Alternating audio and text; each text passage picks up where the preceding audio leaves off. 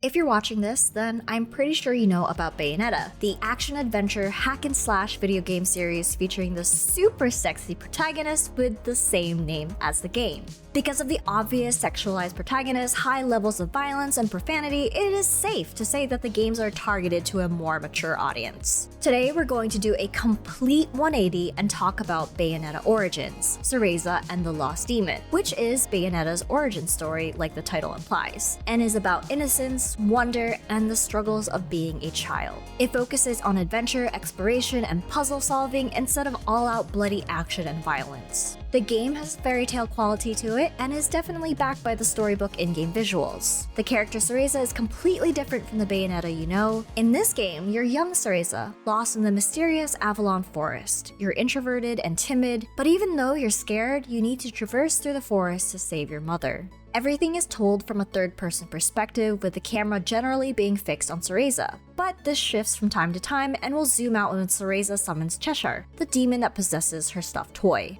Like I mentioned earlier, this isn't just a hack-and-slash game. You have to solve puzzles to progress, and you need to use both Cereza and Cheshire's abilities, having them work together to get stuff done.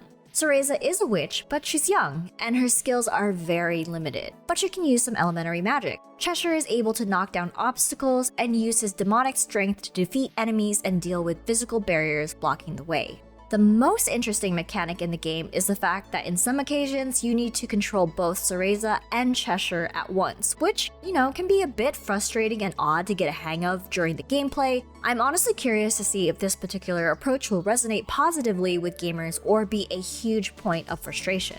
The combat in this game is a huge departure from the original series and is definitely a deliberate choice. It's fun, but very simple. Cereza can't attack enemies herself and has to basically hold them in place while Cheshire does all the dirty work. But again, this game is more about exploration and puzzle solving than frenzied fighting. However, it does mean that combat will be more strategic, so you'll need to be careful when planning some attacks, just as you'll need to think considerably when solving the puzzles. Like I pointed out earlier, Cereza and the Lost Demon has a whimsical fairy tale feel to it, mostly due to the matte textures and muted color palette. From the design of the characters to the environment themselves, everything is rendered more closely to resemble a 2D fairy tale world than a super glossy AAA game.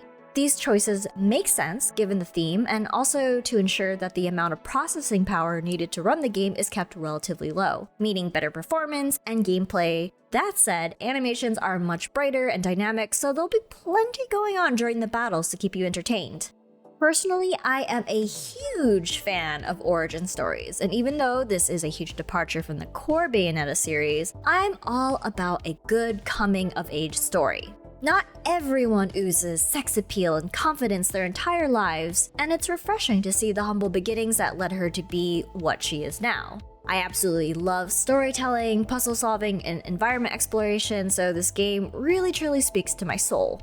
If that isn't what you're into, well, this game might not be the right thing for you. But if any of the above sound like your things, then you should definitely give this a shot, even if it's just for the art or your dedication to the lore of the series. Bayonetta Origins, Cereza and the Lost Demon will be out March 17th, 2023, and will be available on Nintendo Switch. So, what are your thoughts on this game? Are you as excited as I am to play it, or do you think this whole origin story thing is a waste of time? Let me know in the comments down below, and be sure to like and subscribe to the channel so we can keep bringing you regular, amazing content every single day. We'll see you in the next video.